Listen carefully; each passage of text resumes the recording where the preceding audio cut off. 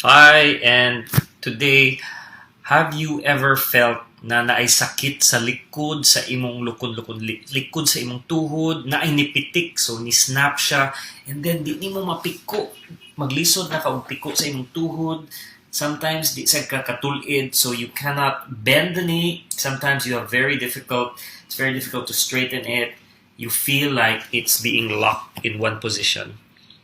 For some patients, they can actually feel on and off.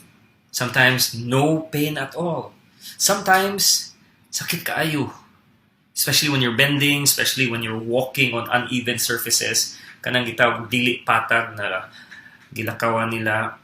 So, unsa man ni siya? What are these symptoms? Do you have them? Naa ba kay kaila na naay sakit sa lukon-lukon? Sakit sa likod sa tuhod, sakit ipiko, di nila matulid, and nikalit lang. It just suddenly happened na na-twist nila maybe, or when they were walking up or down the stairs, something snapped.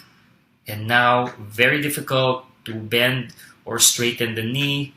There's swelling, and sometimes alsahon pa kay sakit kaayo ba.